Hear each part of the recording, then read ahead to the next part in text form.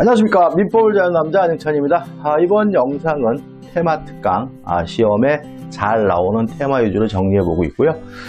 담보 물권을 할 겁니다. 그래서 유치권과 저당권을 공부할 건데, 아마 유치권 저당권에 대해서 어려워하시는 분들이 굉장히 많을 텐데, 오늘 정리하는 것만이라도 꼭 확실하게 숙지하시고 이해하신다면 충분히 문제를 맞출 수 있으니까요. 너무 두려워하지 마시고 접근하셨으면 좋겠어요.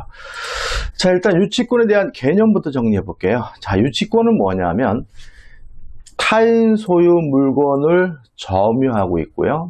이 물건에 관해 생긴 채권이 변제기가 도래했다면 반환을 거부할 수 있는 담보 물건을 유치권이라고 하고요. 요건을 이제 우리가 정리해 보면, 첫째, 유치권의 목적물이 되는 것은 타인의 소유물이어야 된다. 따라서 어떤 이유든지 간에 자신이 소유권을 갖고 있는 물건에 대해서는 유치권이 성립될 수가 없다. 또 유치권의 객체는 물건이에요. 물건 및 유가증권인데 유가증권이 시험에 안 나올 테니까 물건이다. 따라서 동산일 수도 있고 부동산일 수도 있는 거죠. 또 유치권은 이 물건을 반드시 점유하고 있어야 되는데 그 점유는 직접 점유든 간접 점유든 불문해요. 근데 한 가지 조심할 것은 뭐냐면 채무자가 직접 점유하고 있는 경우죠. 자, 우리 판례는 유치권자가 간접 점유하고 있더라도 유치권이 소멸되지 않고 유지가 되는데, 만약에 직접 점유자가 채무자라면 실질적으로 점유를 상실한 것이기 때문에 유치권이 성립될 수가 없다라고 판시하고 있으니까 꼭 기억해 두셔야 되고, 이 점유는 반드시 적법한 점유여야 합니다. 따라서 불법한 점유, 위법한 점유인 경우에는 유치권이 성립될 수가 없는데, 유치권자는 자신의 권인이 적법함을 입증할 필요는 없다. 이걸 이렇게 기억하면 되겠죠. 점유하고 있으면 적법한 권한이 추정이 돼요. 따라서 적법한 점유임이 추정이 되기 때문에 유치권자가 스스로 자신의 점유가 적법하다는 사실을 입증할 필요가 없다. 기억해 두시면 되고, 그 다음에 반드시 점유라고 있어야 되니까 어떤 이유든지 간에 점유를 상실하게 되면 유치권이 소멸하게 된다. 따라서 유치권에 기한 반환 충구권 인정되지 않고요. 또 물상대위권도 유치권자에게 인정될 수 없다는 거 꼭 기억해 두셔야 되겠죠.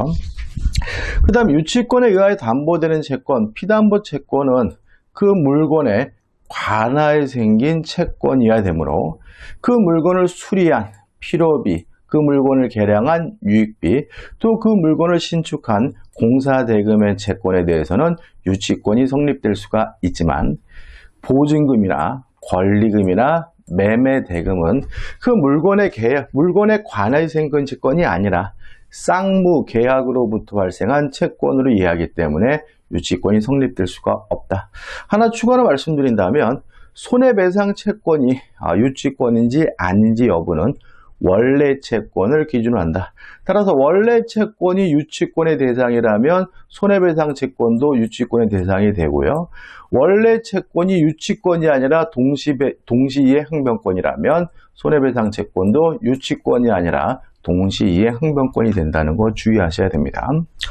그 다음에 반드시 변제기가 도래해야 돼요. 따라서 유익비에 대해서 법원이 상환기간을 허용했다면 아직 변제기가 도래하지 않은 것이니까 유치권이 성립될 수가 없다는 거죠.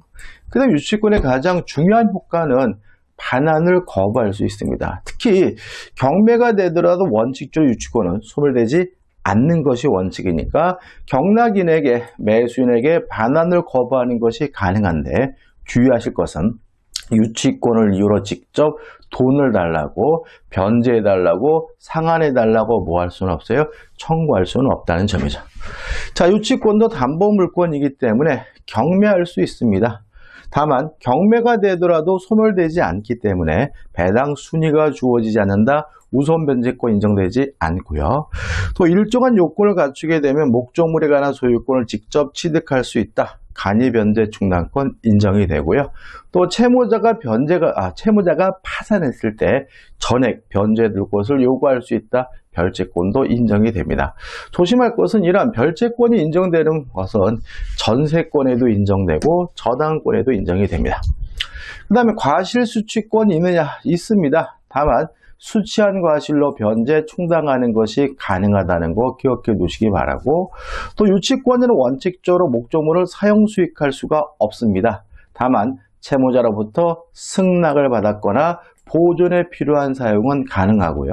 만약에 승낙을 받지도 않고 보존에 필요한 사용도 아닌데도 불구하고 사용했다면 소멸 청구의 대상이 될 수 있다는 거 기억해 두시면 되겠죠. 여기까지가 이제 기본 베이스죠. 자, 판례를 좀 볼 건데, 1번 유치권자가 목적 부동산을 종전의 목적대로 사용 수익할 수 있는가? 있다. 왜냐하면 유치권자가 종전의 목적대로 계속 사용 수익하는 것은 보존에 필요한 사용으로 이해하기 때문이고요. 다만 그 사용이익은 부당이득으로서 반환을 해야 된다. 따라서 임차인이 만약에 유치권을 행사하고 있다면 그 임차 목적물을 원래 목적대로 계속 사용 수익하는 것은 가능하지만 차임은 지급해야 된다는 논리가 발생하게 됨을 주의하시기 바랍니다. 그 다음에 두 번째로 경락인에게 대항할 수 있다. 다시 말하면 유치권은 경매가 되더라도 소멸되지 않기 때문에 자신의 유치권을 이유로 경락인에게 대항할 수 있다. 반환을 거부할 수가 있는데, 다만 주의하실 것은 경매 개시 결정 등기 전에, 다른 말로 하면 압류의 효력이 발생하기 전에 유치권이 성립돼야 된다. 만약에 경매 개시 결정 등기 후에 유치권이 성립됐다면 경락인에게 대항할 수 없다는 거 꼭 기억해 두시기 바랍니다. 마지막으로 채무자의 소멸 청구인데 두 가지가 있어요. 의무 위반을 위한 소멸 청구권은 형성권입니다. 따라서 유치권자가 의무를 위반했다는 이유로 소멸 청구하게 되면 즉시 유치권이 소멸되는 데 반해서 채무자는 다른 담보를 제공하고 소멸 청구할 수가 있는데 이것은 형성권이 아니다. 따라서 다른 담보를 제공했다는 이유로 유치권이 소멸되려면 유치권자로부터 승낙이 필요하다는 것까지 정리하시면 됩니다. 끝입니다. 간단하죠, 그죠? 자, 사례 한번 볼까요? 갑은 을의 개가 자신의 집으로 들어와 장독대를 깨고 마당에서 말리고 있던 인삼과 녹용 등을 다 먹어치웠다. 갑은 너무 분하여 을의 개를 쇠사를 술로 묶어두고 을에게 손해배상을 청구하였으나 을은 개를 잡아먹든지 돌려주든지 마음대로 하라고 하였다. 그런데 나중에 자신의 개가 갑의 인삼과 녹용을 먹었다는 소문을 듣고서 을은 갑에게 장독대와 녹용값만 물고서 개 반환을 청구하였다죠. 자, 일단 1번 갑의 행위는 정당한가? 정당하다. 왜냐하면 요 손해배상 채권들은 다 뭐죠? 요 개, 그 물건에 관하여 생긴 채권이니까 유치권 행사할 수가 있고요. 따라서 유치권 행사하기 위해서 개를 묶어두고 손해배상을 청구하는 것은 정당한 것으로 이해가 됩니다. 2번 을의 청구에 대해서 갑은 개를 돌려줘야 하는가? X, 돌려줄 필요가 없다. 불가불성입니다. 자, 모든 담보물권은 저당권이든 유치권이든 불가분성이라는 게 있어요. 이건 뭐냐 하면 전액 변제할 때까지 그 담보물권은 담보목적물 전부에 대해서 그 효력이 미친다는 거죠. 자, 지금 우리 갑에게 돈을 다 주겠다는 얘기가 아닙니다. 장독대와 녹용값만 준다는 말은 인상값은 뺐죠. 따라서 전액 변제하지 않고 있는 것이므로 갑은 여전히 유치권을 이유로 반환을 거부하는 것이 가능하기 때문에 돌려줄 필요는 없다. 이렇게 되는 거죠. 자, 대표 문제입니다. 의외로 문제를 많이 풀어볼 필요는 없어요. 하나를 풀어보는데, 갑은 을에 건물을 보증금 1억 원에 3년간 임차했다. 갑은 을과 협의하여 건물을 수리한 후 수리비 1천만 원을 임대차 종료에 상환하기로 약정하였다죠. 자, 수리비 1천만 원을 지출했네요. 그러나 을은 임차 기간이 만료되었으므로 보증금이 수리비 반환을 거절하고 있다. 이러한 경우에 법률관계 간화로서 옳지 않은 거죠. 자, 지금 갑은 보증금 1억 원을 돌려받아야 되고요. 수리비 1천만 원을 돌려받아야 되거든요. 그러면 보증금 1억 원은 목적물에 관하여 생긴 채권이 아니기 때문에 보증금 1억 원을 이유로는 유치권 행사할 수가 없는 거죠. 그렇지만 이 수리비 1천만 원은 목적물에 관하여 생긴 채권이니까 유치권 행사할 수가 있고요. 따라서 갑은 을에게 수리비 1천만 원을 이유로 유치권을 주장하면서 반환을 거부할 수가 있어요. 그럼 반환을 거부하면서 이 건물을 원래 목적대로 사용할 수 있는가? 있다. 왜냐하면 보존에 필요한 사용으로 이해가 되기 때문에요. 다만 사용이익은 부당이득으로 반환해야 된다. 차임은 어떻게 해야 돼요? 지급해야 되는 거죠. 자, 그럼 보자고요. 기억. 보증금 반환 청구권으로 갑은 건물의 유치권을 주장할 수가 없다. 맞네요. 니은번 건물 수리비 채권으로 갑은 유치권 행사할 수 있다. 맞죠? 디귿번 갑은 유치권자로서 건물에 거주하며 종존대로 사용할 수 있다. 맞네요. 리을번 유치권자가 종존대로 건물을 사용하는 것은 불법행위가 성립하지 않으며 부당이득 반환 의무도 성립하지 않는다. X. 자, 종존대로 사용할 수 있으니까 그 행위가 불법행위가 되지는 않겠죠. 여기까지는 맞아요. 근데 사용이익은 부당이득으로서 반환을 해줘야 되고요. 차임을 지급해야 된다는 것이 우리 판례 입장이니까 부당이득 반환 의무도 성립하지 않는다는 질문은 X가 되겠죠. 미음번 만일 의뢰 건물이 병에게 경락됐어요. 그러면 유치권자는 병에게 자신의 유치권을 가지고 대항할 수 있고 반환을 거부할 수는 있지만 직접 변제해달라고 청구할 수는 없으니까 갑은 병을 상대로 지치료한 수리비 청구권과 유치권을 행사할 수 있다. X죠. 유치권을 이유로 반환을 청구할 수 있지만 수리비는 청구할 수가 없으니까 수리비 청구권을 행사할 수 있다. X가 되고 따라서 옳지 않은 것은 리얼 미음에서 4번이 답이 되죠. 그래서 유치권은 위에 요약 정리된 내용하고 불가분성 개념하고 대표 문제 정도만 정리하시면 충분히 극복할 수 있을 것 같아요. 자, 두 번째 담보물권 저당권입니다. 자, 정리해보죠. 자, 저당권은 대표적인 약정담보물권이거든요. 따라서 저당권 설정 계약, 약정과 등기함으로써 저당권이 성립되게 되는데 이 저당권의 성립과 관련돼서 첫 번째 주의하실 것은 저당권 설정 계약의 당사자죠. 저당권 설정자와 저당권자가 설정 계약의 당사자입니다.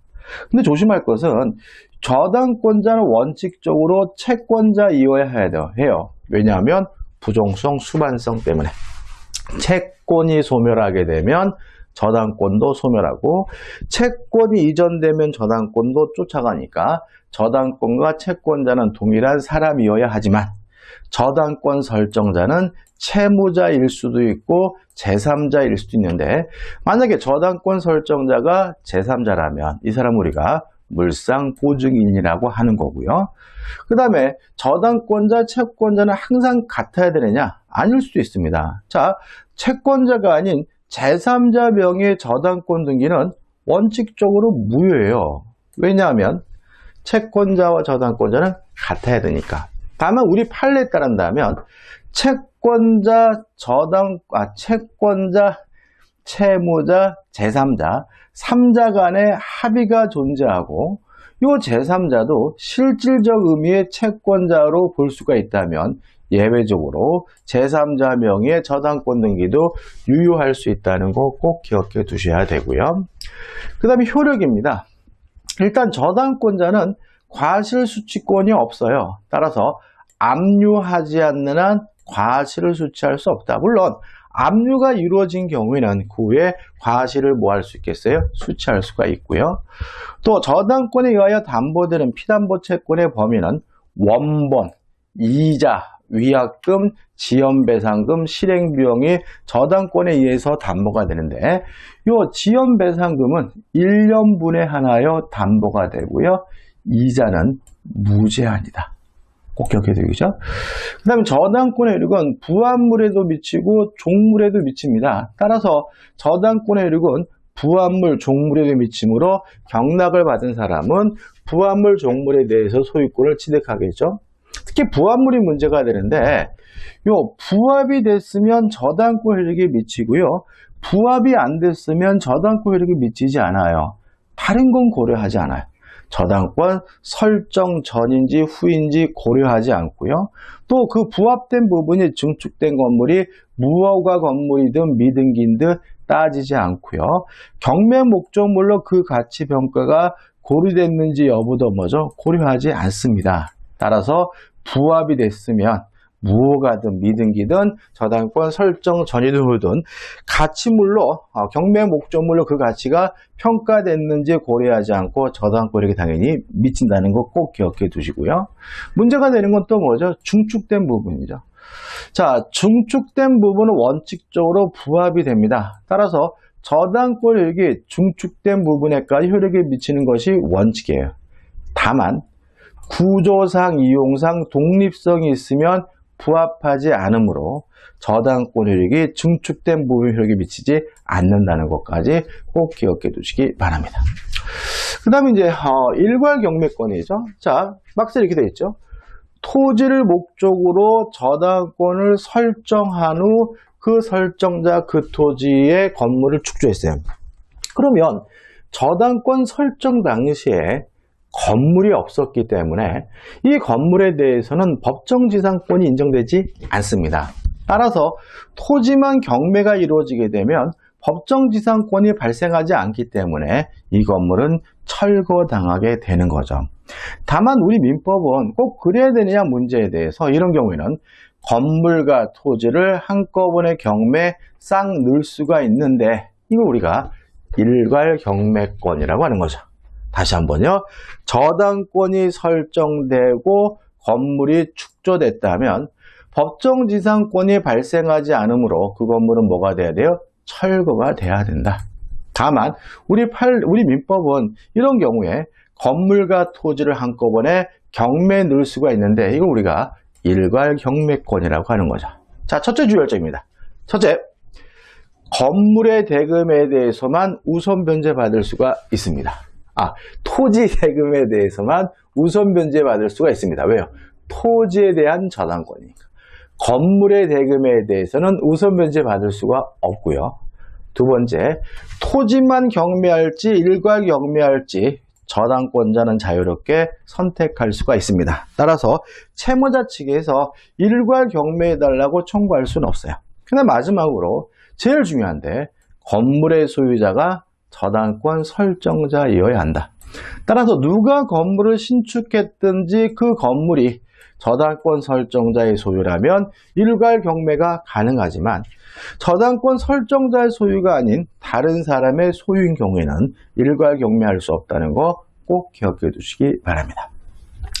그 다음에 이제 물상대입니다. 자, 예를 가지고 설명드릴게요.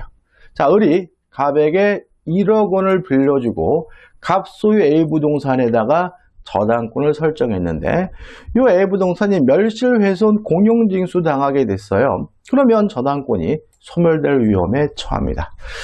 당연히 이렇게 저당권이 소멸될 위험에 처하지만 가치 변형물이 생기죠. 우리가 보험금, 손해배상금, 수용보상금을 들 수 있고 이런 가치 변형물에 대해서 저당권자가 지급이나 인도 전에 압류를 했다면 이 저당권이 소멸되지 않고 계속해서 그 가치 변형물에 그 효과를 미치게 되는데 이거 우리가 물상대의라고 하는 거죠. 첫 번째 주의할 점. 이러한 물상대의권은 저당권자에게만 인정되는 것이 아니라 전세권자에게도 인정돼요. 적어놓지는 않았지만 가등기 담보, 양도 담보, 매도 담보에도 물상대의권이 인정돼요. 왜요? 기본적으로 걔네도 저당권이니까. 다만 유치권자에게는 물상대의권 인정되지 않는다. 두 번째, 자, 저당권이 소멸될 위험에 있어야 된다. 따라서 돈이 생겼다 하더라도 저당권이 소멸될 위험이 없다면 물상대의권 인정되지 않는다. 따라서 저당권이 설정된 후에 매매가 되더라도 저당권은 소멸될 위험이 없으므로 매매 대금에 대해서는 물상대의가 인정되지 않고요. 또 지급 인도 전에 압류를 해야 되는데 꼭 저당권자가 해야 되느냐? 이 문제에 대해서 우리 판례는 일반 채권자가 압류하든 제3자가 압류하든 지급 인도 전에 압류가 이루어졌다면 물상대의권 인정해 준다는 것이 우리 판례 입장이라는 것까지 꼭 기억해 두시면 되겠죠. 자, 그다음에 특수저당에서 근저당입니다. 자, 근저당이라는 것은 뭐냐 하면 계속적 거래관계에서 발생하는 미래의 불특정, 불확정한 채권을 채권 최고의 범위 내에서 우선 변제받을 수 있는 담보물권을 우리가 근저당이라고 하고요. 이러한 근저당이 설정되려면 등기를 해야 되는데 반드시 등기해야 될 사항은 두 가지다. 근저당의 취지와 채권 최고의 이 두 가지는 반드시 등기해야 되고요. 나머지 것들은 등기해도 안 해도 상관이 없다. 그 다음에 이제 근저당권의 특징들인데 계속적 거래관계에서 불특정, 불확정한 채권을 담보하는 거잖아요. 따라서 채권액이 증감 변동하기 때문에 중간에 채권액이 빵원이 된다 하더라도 계속적 거래관계가 종료되지 않는 한 근저당권이 유지가 된다. 우리가 부종성이 완화된다고 하죠. 그 다음에 채권 최고액에 지연배상금도 포함됩니다. 근데 조심할 것은 일반 저당권의 경우에는 지연배상금이 어디 갔습니까? 1년분에 한했죠? 그죠? 근데 근저당권은 굳이 1년분에 한하지 않는다. 채권 최고액 한도 내라면 1년분이 초과됐더라도 근저당권에 의해서 담보가 되는데 단 항상 조심할 것은 실행비용을 포함되지 않는다. 다시 말하면 실행비용은 채권 최고액에 포함되지 않는다는 거 꼭 기억해 두시기 바랍니다. 그 다음에 변제를 하고 말소 청구죠. 돈을 갚으면 근저당권의 말소를 청구할 수가 있는데 만약에 돈을 갚으려는 사람이 채무자라면 전액을 다 갚아야 된다. 전액을. 근데 만약에 돈을 갚으려는 사람이 제3취득자거나 물상보증인이면 채권 최고액까지만 갚으면 된다. 이해되시죠? 꼭 기억해 두시고. 또 우선 변제받기 위해서 채권이 확정돼야 되는데 언제 확정이 되느냐? 원칙적으로 경매 신청 시 채권액이 확정이 된다. 다만 자신보다 후순위 권리자가 경매를 신청했을 때 선순위 근저당권자 채권액이 확정되는 시기는 경락이니 경락대금을 완납한 때다. 아주 시험이 잘 나오죠. 자, 원칙적으로 근저당권자가 경매를 신청하면 그 시점에서 채권액이 확정되지만 후순위 권리자가 경매를 신청했을 때 선순위 근저당권자의 채권액이 확정 시기는 경락이니 경락대금을 완납한 때가 되는 거죠. 그 다음 확정 후 발생한 원본 채권은 더 이상 근저당권에 의해서 담보되지는 않습니다. 왜냐하면 채권액이 확정이 되면 일반 저당권으로 저장되니까요. 다만 확정 전에 원본 채권에 대한 이자 채권은 근저당권에 의해서 담보된다는 거죠. 이런 거죠. 이 시점에서 확정이 되면, 확정이 됐다면요. 확정된 후에 발생하는 원본 채권은 더 이상 근저당권에 의해서 뭐 될 수 없어요? 담보될 수는 없어요. 다만 확정 전, 요 사이에 원본 채권에 대한 이자 채권은 확정된 후에 발생했더라도 근저당권에 의해서 뭐합니까? 담보가 될 수 있다는 거 꼭 기억해 두시기 바랍니다. 그 다음 이제 제3취득자의 보호인데 일단 제3취득자가 누구냐? 저당권이 설정된 후에 권리를 취득한 사람 우리가 제3취득자라고 하는데 이러한 제3취득자는 채무자가 반대해도 변제할 수가 있는데 조심할 것은 변제기가 도래해야 되고 담보되는 범위 내에서만 변제하면 된다. 그래서 만약에 근저당권인 경우에는 제3취득자는 채권 최고액만 변제하면 되고요. 일반 저당권인 경우에는 지연배상금은 1년분만 갚으면 되죠. 물론 채무자는 다 갚아야 되지만 제3취득자는 담보되는 범위 내에서만 변제하면 되고요. 경매인이 될 수 있다. 경락을 받는 것이 가능하고 필요비 유익비에 대해서 우선 상환받을 수 있다는 거 꼭 기억해 두셔야 되겠죠. 그 다음에 저당권에 침해가 있어요. 그러면 저당권도 물권이니까 물권적 청구권이 인정되긴 하지만 저당권자는 스스로 점유하지 못하는 권리물로 반환 청구할 수는 없다. 방해, 제거 및 예방 청구만 가능하다. 그 다음에 저당권 설정자의 고유가실로 담보가 부족하다면 담보물 보충을 청구할 수가 있고요. 또 채무자의 고유과실로 담보가 멸실 훼손되면 채무자는 기한의 이익을 상실함으로 저당권자인 채권자는 즉시 변제를 청구할 수가 있다.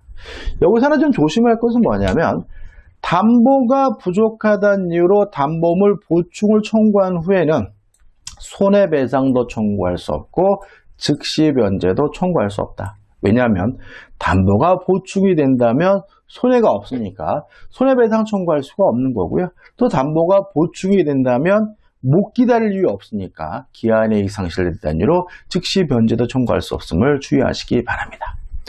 자, 그 다음 이제 마지막으로 공동저당이네요. 자, 일단 공동저당 첫 번째 기억할 거, 동시 배당할 것인지 이시 배당할 것인지 공동저당권자가 자유롭게 선택할 수가 있다.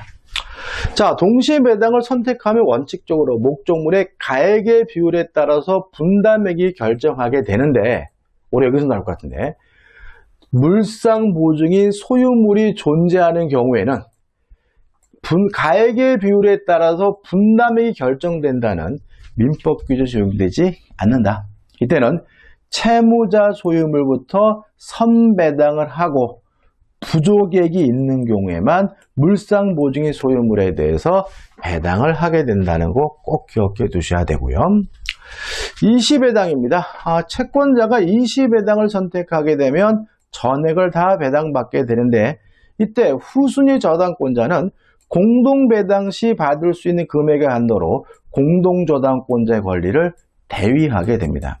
다만 조심할 것은 대위 목적물이 만약에 채무자 소유가 아니라 물상 보증인 소유라면 대위할 수가 없다라는 거 기억해 두시고, 마지막으로 그냥 공동저당이 아니라 공동근저당인데 이시배당이 이루어지게 되면 배당받은 금액은 채권 최고액에서 감액된다는 것도 좀 기억해 두시기 바랍니다. 요거 정도 꼭 기억하시고 연습하시면 돼요. 자, 대표 문제 1번입니다.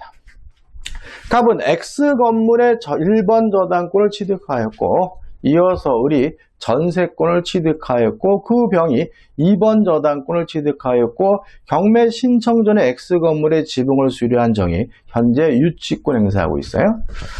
자, 경매가 이루어지게 되면 모든 저당권은 무조건 소멸된다는 원칙에 따라서 갑의 1번 저당권, 병의 2번 저당권 소멸하죠. 자, 을의 전세권 소멸될까요? 자, 저번 강의 때 말씀드렸지만 용익권의 소멸 여부는 누가 경매를 신청했는지는 고려하지 않고 저당권자 중 가장 빠른 저당권자와 비교하죠. 따라서 누가 경매를 신청했든지 간에 을은 갑의 1번 저당권보다 늦기 때문에 을의 전세권은 무조건 소멸하죠. 그 다음에 경매가 됐을 때 유치권이 소멸되나요? 안 되나요? 자, 원칙적으로 소멸되지 않는데, 여기서 우리가 경매 신청 전에 X건물의 지붕을 수리했죠. 그러면 정의 유치권은 경매 신청 전 경매 개시 결정 등기 전에 이미 성립했으니까 경락인에게 뭐 할 수 있습니까? 대항할 수 있는 거죠. 그럼 결과적으로 갑을병의 권리는 소멸하고 정의 유치권만 소멸하지 않는 거죠. 그럼 옳은 것은 단번문일 것 같은데 1번이죠. 누가 경매를 신청했든지 무가 X건물을 매수하면 정의 유치권을 제외한 모든 권리는 소멸한다는 것이 우리 판립장이고, 이 부분이 안 되시는 분은 용익물권에 대해서 제가 다시 한번 정리해서 다시 한번 꼭 정리해 보셔야 됩니다. 용익물권 부분, 전세권 부분을 다시 한번 보셔야 된다 이런 얘기죠. 2번입니다. 저당권에 관한 설명으로 틀린 것은 저당권 설정자가 저당권 설정 후 건물을 축조했어요. 그러면 저당권 설정 후 건물이 축조가 됐으니까 법정지상권이 발생할 수는 없습니다. 왜요? 저당권 설정 당시 건물이 없었으니까요. 근데 일괄 경매권이 문제될 수 있는데, 일괄 경매권이 인정되려면 이 저당권 설정자가 반드시 건물을 소유하고 있어야 되거든요. 따라서 경매 당시 제3자가 그 건물을 소유할 때에는 일괄 경매 청구권 인정된다. X고요. 답은 1번이고 대단히 중요한 거죠. 2번, 채권자와 채무자 제3자 사이에 합의가 있고 채권이 실질적으로 제3자에게 귀속되었다고 볼 수 있는 사정이 있다면 제3자 명의 저당권 설정 등기도 유효하다. 맞죠? 저당권자와 채권자는 원칙적으로 같아야 하므로 제3자 명의 저당권 설정 등기는 원칙이 무효입니다. 다만 채권자, 채무자, 제3자 간의 합의가 있고 실질적인 의미에서 제3자를 채권자로 이해할 수 있다면 제3자 명의의 저당권 등기도 유효합니다. 3번 저당권 설정 행위는 처분행위입니다. 따라서 처분의 권리 또는 권한을 가진 자만이 저당권을 설정할 수가 있어요. 여기서 우리 조심할 것은 뭐냐면 대리권의 범위가 명확하지 아니한 대리인은 보존행위와 성질이 변하지 않는 범위 내에서 이용 계량 행위를 할 수가 있고 처분 행위를 할 수가 없으니까 그 사람은 본인의 부동산에 저당권을 설정할 수가 없다. 자, 공유 목적물에 저당권을 설정하는 것도 처분 행위이므로 공유자 전원의 동의가 있어야 저당권을 설정할 수가 있다. 조심할 것은 공유 지분의 저당권을 설정하는 것은 공유 지분은 자유롭게 처분할 수 있으니까 지못대리를 할 수 있지만 공유물 전체에 대해서 저당권을 설정하는 것은 처분행위로서 전원의 동의가 필요하다는 것 좀 생각해 보시기 바랍니다. 4번 특별한 사정이 없으면 저당권 이전을 부기등기하는 방법으로 무효인 저당권 등기를 다른 채권자를 위한 담보로 유용할 수 있다. 맞습니다. 자, 무효 등기의 유용이라고 하는데 무효 등기의 유용은 가능합니다. 물론 제3자의 권리를 침해할 수는 없겠죠. 자, 근데 문제는 이 4번과 5번이에요. 5번 특별한 사정이 없는 한 저당권의 피담보 채권이 소멸됐어요. 그러면 채권이 소멸되면 등기도 무효니까 요 말소 등기 전의 등기는 무효겠죠.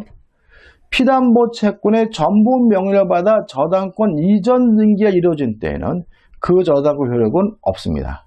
맞아요. 그러니까 다시 말하면 무효인 등기에 대해서 재활용, 유용하는 것은 가능해요. 그렇지만 우리는 등기에 대해서 공신의 원칙이 인정되지 않기 때문에 그 무효인 등기를 믿고 거래한 사람은 보호받지 못하기 때문에 무효 등기를 근거로 해서 이전 등기를 받은 사람은 저당권을 취득할 수 없다는 거 주의하시기 바라고 4번과 5번이 은근히 헷갈릴 수가 있으니까 좀 비교해서 기억해 두시기 바랍니다. 5번입니다. 갑이 5천만 원의 채권을 담보하기 위해 채무자 을 소유 X 부동산과 물상 보증인 병 소유 Y 부동산에 각각 1번 저당권을 취득했어요. 자, 공동 저당권이죠. 간단하게 우리가 문제를 풀 수가 있어요. 빨리 풀어야 되니까. 자, 지금 갑이 을에게 5천만 원을 빌려줬어요. 이걸 담보하기 위해서 X와 Y 부동산의 공동 저당이 설정이 됐는데 여기서 특징은 요 Y가 물상 보증인 병의 소유라는 거죠. 자, 이런 상태에서 만약에 동시 배당이 이루어지게 되면 가액의 비율에 따라서 분담액이 결정되는 것이 아니라 채무자 소유물인 X 부동산에서 선배당을 하게 되고요. 돈이 모자라는 경우에 부족액에 대해서만 Y 부동산에서 배당을 받을 수가 있다. 그죠? 물상 보증인 소유물이 존재하니까요. 그럼 이 문제는 아주 간단하게 풀 수가 있어요. 제가 계속해서 출제 가능성이 있다라고 강조하고 있는 문제입니다. 그걸 정의해 4천만 원의 채권으로 X 부동산에 무가 3천만 원의 채권으로 Y 부동산에 각각 2번 저당권을 취득하였다. 그 문제 없어요.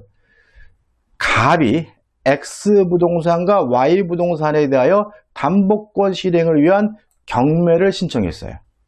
그러면 둘 다 경매했으니까 동시배당한 거죠. X 부동산에서 6천만 원, Y 부동산에서 4천만 원에 매각하여 동시배당했어요. 그러면 가액의 비율에 따라서 분담액이 결정되는 것이 아니라 채무자 소유물인 X 부동산에서 선배당을 하고 부족액이 있으면 Y 부동산이잖아요. 지금 이 사람이 받아야 될 돈은 얼마입니까? 5천만 원입니다. 따라서 이 X 부동산에서 선배당을 하게 되면 6천만 원에서 5천만 원 전액을 배당받고요. 부족액이 없기 때문에 Y 부동산에서 받을 게 없어요. 따라서 갑이 Y 부동산의 매각 대금에서 배당받을 수 있는 금액은 얼마인가? 빵원이죠. 아주 간단하죠? 이게 제가 출제될 가능성이 대단히 높다라고 강조하고 있고요. 나올 것 같고 나오더라도 아주 간단하게 풀 수 있는 거니까 꼭 한번 연습해 보시고 아니 그지같이 어렵다 이렇게 피하지 마시기 바랍니다. 알면 대단히 쉬운 부분이죠. 자, 여기까지 해서 담보 물권에 관한 테마 특강을 마쳤고요. 다음 영상에서 계약법 총론에 관한 테마들을 정리해 보도록 하겠습니다. 자, 이 영상이 도움이 되셨다면 구독, 좋아요 부탁드리게요. 고맙습니다.